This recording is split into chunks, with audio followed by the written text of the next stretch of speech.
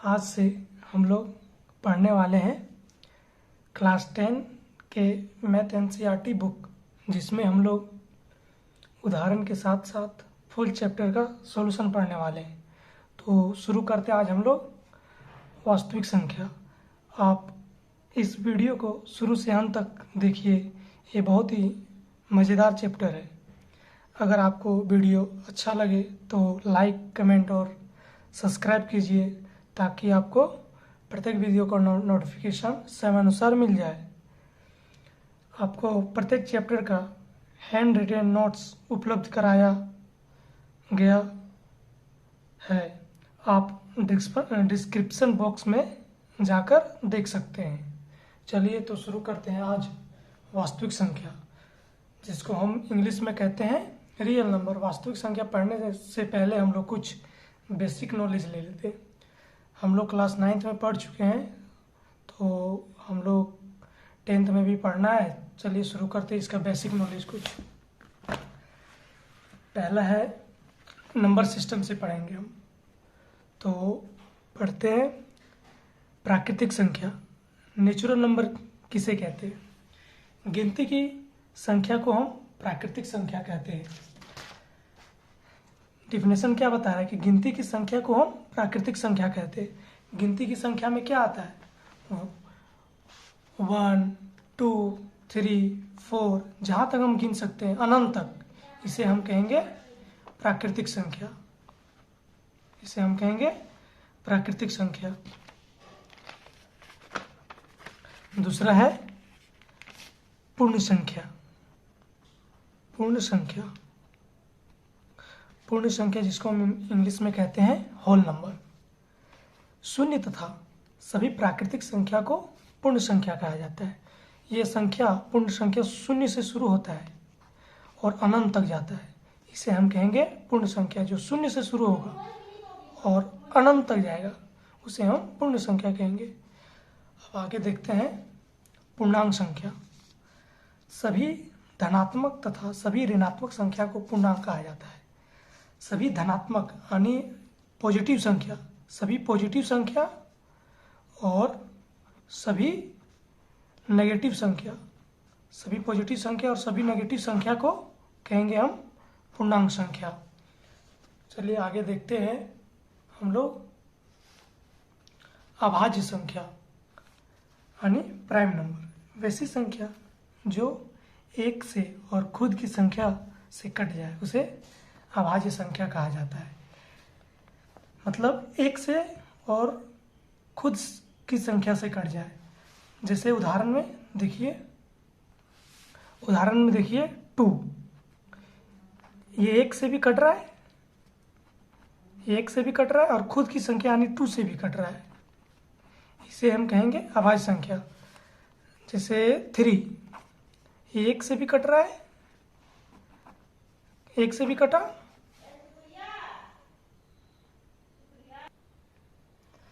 चलिए 4 में देखते हैं अभाज्य संख्या, जिसे हम इंग्लिश में कहते हैं प्राइम नंबर। वैसी संख्या जो एक से और खुद की संख्या से कट जाए उसे हम अभाज्य संख्या कहते हैं।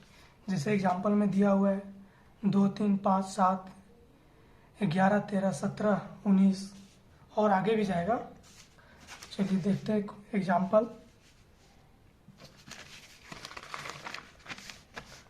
जैसे संख्या 2 लिए हम, ये एक से भी कट रहा है, एक से कटा, ये 2 से भी कटेगा यानी खुद की संख्या 2 से कटेगा एक बार में 2।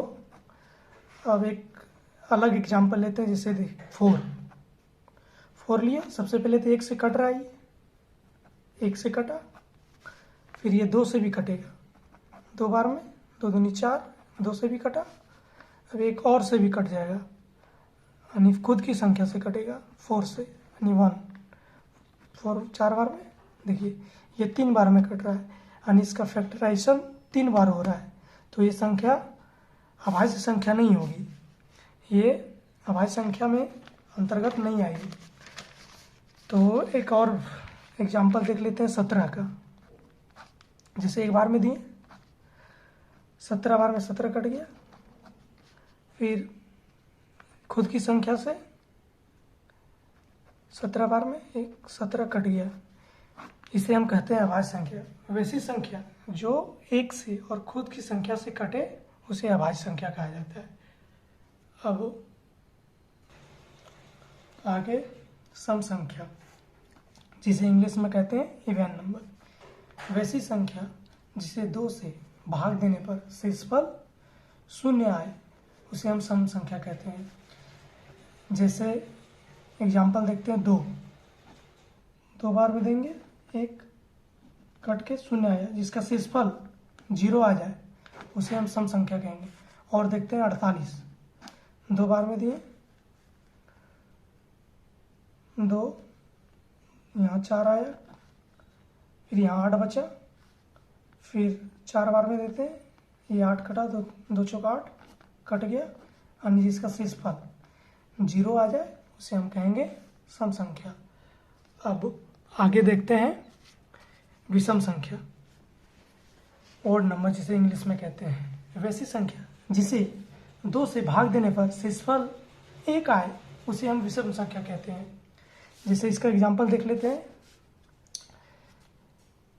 जैसे 5 लिए, 2 बार में देते हैं, 2 दूनी 4, 1 आया, जिसका शेषफल 1 बच जाए उसे हम कहेंगे विषम संख्या।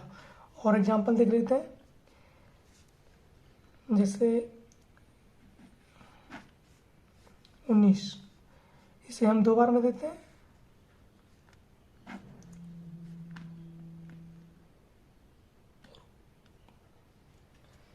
जैसे 19 को हम दे रहे हैं, कितना बार में आएगा, 9 बार में, 9 दूनी 18, यानी शेषफल 1 बचा, इसे हम कहेंगे विषम संख्या। परिमेय संख्या, रेशनल नंबर, वैसी संख्या जिसे p/q के रूप में व्यक्त किया जा सकता है। जैसे दिया गया है 2 के नीचे हम 1 लिख सकते हैं। क्या डिफिनेशन में कहता है, वैसी संख्या जिसे p/q के रूप में लिखा जा सकता है। p/q यानी ये 2 मेरा p हुआ, ये नीचे ला 1 लिखे हैं, ये q हुआ, p/q के रूप में है, इसलिए हम इसे परिमेय संख्या कहेंगे। और देखते हैं 3/4, ये भी परिमेय संख्या है। क्यों? क्योंकि इसे p/q के रूप में लिखा गया है। ये 3p हुआ, 4q हुआ। और आगे देखते हैं 0/2, 0/2 क्या, ये भी परिमेय संख्या है। क्यों? ये p/q के रूप में व्यक्त है, p/q के रूप में, ये p 0 है, q 2 है, इसे हम परिमेय संख्या कहते हैं। और एग्जांपल देखते हैं 2/0, 2/0 ये परिमेय संख्या नहीं है। क्यों? तथा q is not equal to 0, यहाँ q का वैल्यू 0 आ जा रहा है, इसलिए यह परिमेय संख्या नहीं है।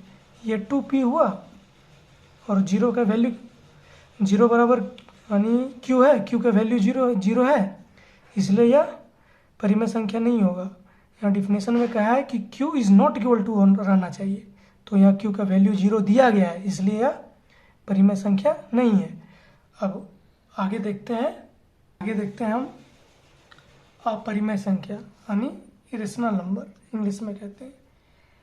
वैसी संख्या जो टर्मिनेट नहीं करने के साथ साथ वह रिपीट भी नहीं करे उसे हम अपरिमेय संख्या कहते हैं।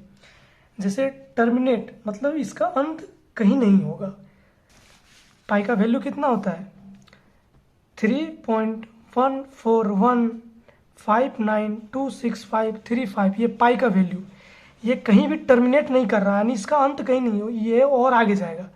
ये टर्मिनेट भी नहीं कर रहा है और बार बार रिपीट भी नहीं कर रहा है, इसलिए यह अपरिमेय संख्या में आएगा।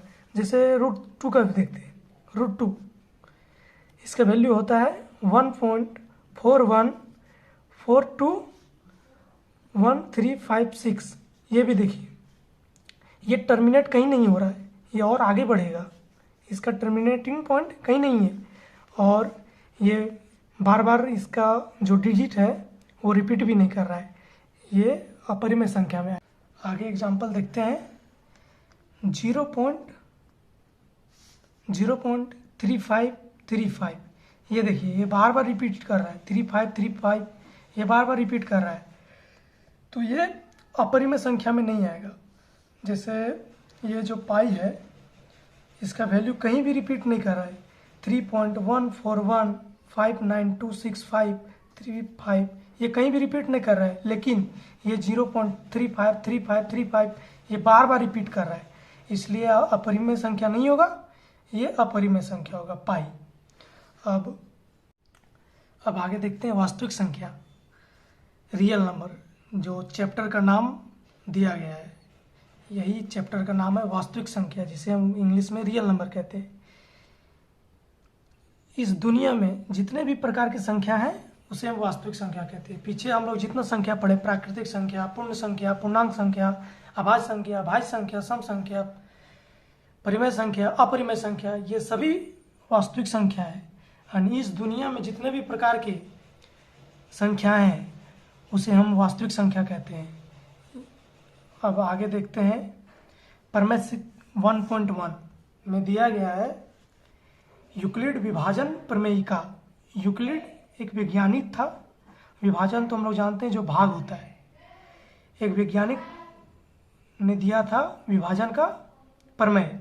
तो ये क्या कहता है कि दो संख्या ये तथा बी से अन्य दो संख्या क्यू तथा आर प्राप्त किया जा सकता है, जहाँ ये equal to B Q plus R. ये बी क्यू प्लस आर क्या है आगे हम देखते हैं। ये equal to B Q plus R. ये जो ये है ये भाज्य है, ये क्या है भाज्य, और यहाँ बी भाजक है, भाजक इनटू ये क्यू भागफल है, प्लस ये जो आर है ये शेषफल है। तो यही यूक्लिड विभाजन परिमिका कहता है कि भाज्य इक्वल टू भाजक इनटू भागफल प्लस शेषफल होता है। जैसे देखते हैं 35 का, इसका एचसीएफ निकालते हैं, 2 बार में देते हैं 17, 17 दूनी 34, ये कट गया 3 3, यहाँ 5 में 4 गया, 1 बचा। यहाँ देखिए ये 35 इक्वल टू 2 इंटू 17 प्लस 1, यानी ये 35 जो है ये भाज्य है, ये भाज्य हुआ, इक्वल टू भाजक, ये 2 भाजक हुआ, इंटू ये जो 17 है ये भागफल हुआ, प्लस ये 1 जो बचा ये शेषफल है। यही यूक्लिड विभाजन परिमिका यही कहता है। अगर हम इसे सॉल्व करके देखेंगे तो ये इतना बराबर हो जाएगा। देखते हैं, 17 दूनी 34 प्लस 1 35, 35 इक्वल टू 35 आ गया।